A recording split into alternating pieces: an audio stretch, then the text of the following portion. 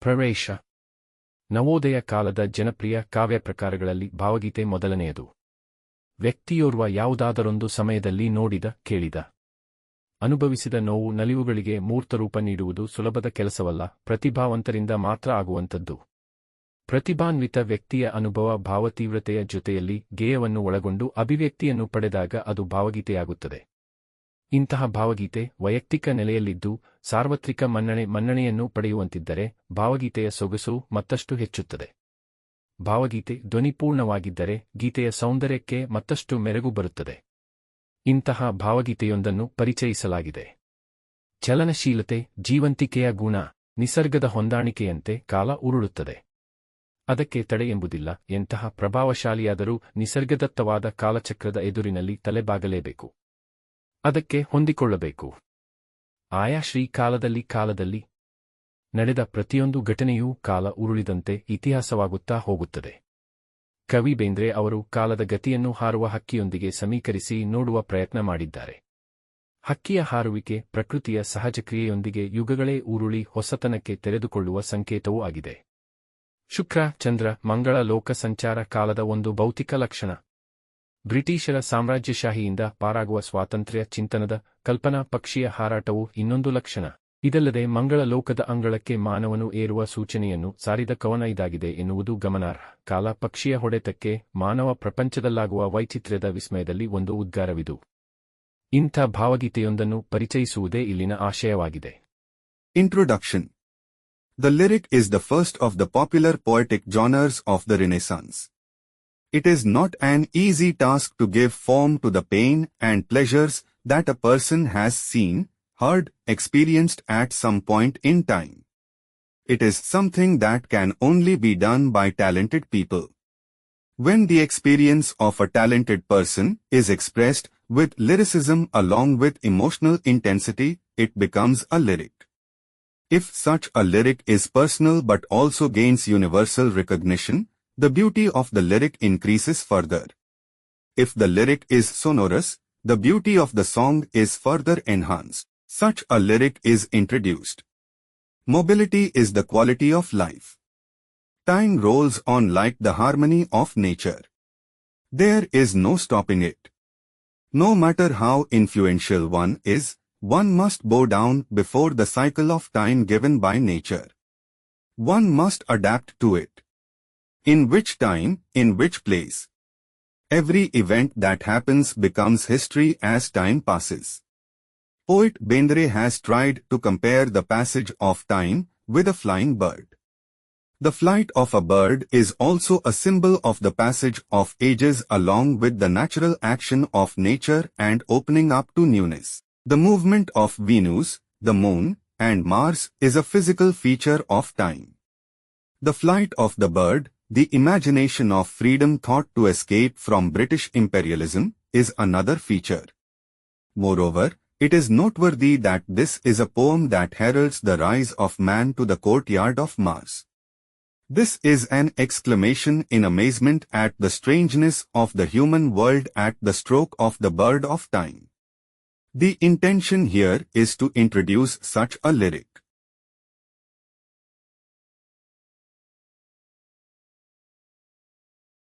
ಇರುಳಿರುಳೆಳಿದು ದಿನ ಬೆಳಗೆ, ಸುತ್ತಮುತ್ತಲೂ ಮೇಲ್ಕೆ ಕೆಳಗೆ, ಗಾವುದ ಮುಂದೆ, ಎವೆತೆರೆದಿಕ್ಕುವ ಹೊತ್ತಿನ ಒಳಗೆ. ಹಕ್ಕಿ ಹಾರುತ್ತಿದೆ ನೋಡಿದಿರಾ? ಈ ಚರಣದಲ್ಲಿ ಕವಿ ಕಾಲದ ಗತಿಯನ್ನು ವೇಗವನ್ನು ಚಿತ್ರಿಸಿದ್ದಾರೆ. ಕಾಲದ ಹಕ್ಕಿಯು ಅಗಣಿತ ಇರುಳುಗಳನ್ನು ಕಳೆದು ಅಪರಿಮಿತ ದಿನಗಳನ್ನು ಬೆಳಗುತ್ತಾ ಸುತ್ತಮುತ್ತ ಮೇಲೆ ಕೆಳಗೆ ಹೀಗೆ ವಿಶ್ವವ್ಯಾಪಿಯೂ ಅನಂತವೂ ಆಗಿ ಗಾವುದ ಮುಂದೆ ಸಾಗುತ್ತಿರುತ್ತದೆ. ಯಾವ ನಿಯಂತ್ರಣಕ್ಕೂ ಸಿಕ್ಕದೆ ಕಣ್ಣುರೆಪ್ಪೆ ಮಿಟುಕಿಸುವಷ್ಟರಲ್ಲಿ ಕಾಲ ಸಾಗಿರುತ್ತದೆ. ಹೀಗೆ ದಿನರಾತ್ರಿಗಳು ಕಳೆಯುತ್ತವೆ. ಕಾಲದ ಹಕ್ಕಿ ನಿರಂತರವಾಗಿ ಹಾರುತ್ತಿರುತ್ತದೆ.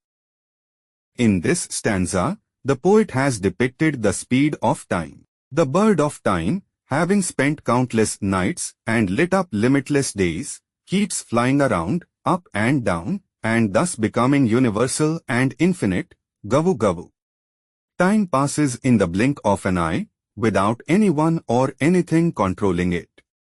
In this way, days and nights pass. The bird of time keeps flying continuously. ಕರಿನರೆ ಬಣ್ಣದ ಪುಚ್ಚೆಗಳುಂಟು. ಬಿಳಿ ಹೊಳೆ ಬಣ್ಣದ ಗರಿಯುಗರಿಯುಂಟು. ಕೆನ್ನನ ಹೊನ್ನನ ಬಣ್ಣಗಳ ರೆಕ್ಕೆಗಳೆರಡೂ ಪಕ್ಕದಲ್ಲುಂಟು. ಹಕ್ಕಿ ಹಾರುತ್ತಿದೆ ನೋಡಿದಿರಾ? ಈ ಚರಣದಲ್ಲಿ ಕವಿ ಹಕ್ಕಿಯ ಕತ್ತಲು, ಕರಿ, ಬೆಳಕು, ನೆರೆ ಎಂಬ ಪುಚ್ಚ ಹಕ್ಕಿಯ ಹಿಂಬದಿಯಲ್ಲಿರುವ ಬಾಲದಂತ ಗರಿಗಳ ಗುಚ್ಛವನ್ನು ಹೊಂದಿದೆ. ವರ್ತಮಾನವೆಂಬ ಬಿಳಿಬಣ್ಣದ ಹೊಳಪಿನ ಗರಿಯು ಕಾಲದ ಹಕ್ಕಿಯಲ್ಲಿ ಗರಿಗರಿಯಾಗಿ ಕಂಗೊಳಿಸುತ್ತಿದೆ. ವರ್ತಮಾನವಾದ್ದರಿಂದ ಅದು ಬೆಳಕಿನಲ್ಲಿದೆ ಎಂದೇ ಬಿಳಿಹೊಳೆಯ ಬಣ್ಣ ವರ್ತಮಾನಕ್ಕೆ ಹೊಳೆಯುವ ಬಣ್ಣ. ವರ್ತಮಾನವು ಹರಿಯುತ್ತಿರುವ ಕಾಲದ ಹೊಳೆಯೂ ಹೌದು. ಕೆನ್ನನ ಬಣ್ಣದ ಸೂರ್ಯಾಸ್ತ ಮತ್ತು ಹೊನ್ನಿನ ಬಣ್ಣದ ಸೂರ್ಯೋದಯ ಅದರ ಎರಡೂ ರೆಕ್ಕೆಗಳಾಗಿವೆ. ಇಲ್ಲಿ ಕಾಲದ ಹಕ್ಕಿಯ ಅನಂತ ವಿಶಾಲ ರೂಪದ ಭವ್ಯತೆ ವ್ಯಕ್ತವಾಗಿದೆ. In this stanza, the poet has the dark, light nere of the bird.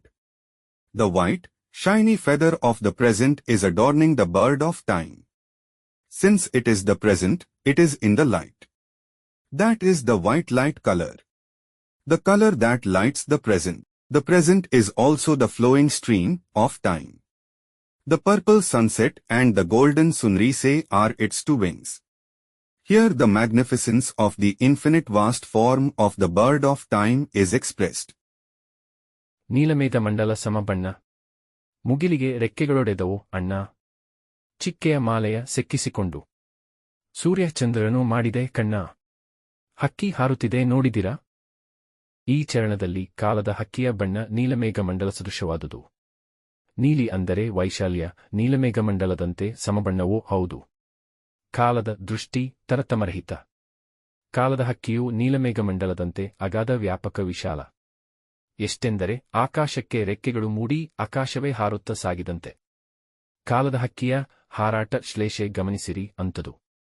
ಅನಾದಿ ಎಂಬ ಮುಗಿಲಿಗೆ ಮೂಡಿದ ರೆಕ್ಕೆಗಳೊಡನೆ ಅನಂತವೆಂಬ ನೀಲಮೇಘಮಂಡಲದಲ್ಲಿ ದಿನ, ಮಾಸ, ವರ್ಷ, ಯುಗ, ಮನ್ವಂತ, ಕಲ್ಪ ಗಳೆಂಬ ನಕ್ಷತ್ರಗಳ ಮಾಲೆ ಧರಿಸಿ ದಿನರಾತ್ರಿಗಳೆಂಬ ಸೂರ್ಯಚಂದ್ರರನ್ನು ಕಣ್ಣುಗಳಾಗಿ ಹೊಂದಿ ನೋಡುತ್ತಾ ತೋರುತ್ತಾ ತೋರಿಸುತ್ತಾ ಕಾಲದ ಹಕ್ಕಿಯೂ ಹಾರುತ್ತಿದೆ. Meaning, in this verse, the color of the bird of time is like a blue cloud. Blue means vastness. It is also uniform in color like a blue cloud. The vision of time is without distinction. The bird of time is as vast as a blue cloud. So much so that it is as if the sky itself has wings and is flying. Such is the flight, not the pun, of the bird of time. With wings raised to the limit of eternity, in the blue cloud of infinity, wearing a garland of stars called days, months, years, ages, manvantara, kalpa, and having the sun and moon as eyes called days and nights, the bird of time is flying, seeing, showing and showing. ರಾಜ್ಯದ ಸಾಮ್ರಾಜ್ಯದ ತೆನೆ ಒಕ್ಕಿ. ಮಂಡಲಗಿಂಡಲಗಳ ಗಡ ಮುಕ್ಕಿ. ತೇಲಿಸಿ ಮುಳುಗಿಸಿ ಖಂಡಖಂಡಗಳ ಸಾರ್ವಭೌಮರ ನೆತ್ತಿಯ ಕುಕ್ಕಿ. ಹಕ್ಕಿ ಹಾರುತ್ತಿದೆ ನೋಡಿದಿರಾ? ಇಲ್ಲಿ ಕಾಲದ ಶಕ್ತಿ ಸಾಮರ್ಥ್ಯಗಳು, ಅದರ ಮುಂದೆ ಎಲ್ಲವೂ ನಶ್ವರನಗಣ್ಯ ಎಂಬ ಭಾವ ವ್ಯಕ್ತವಾಗಿದೆ.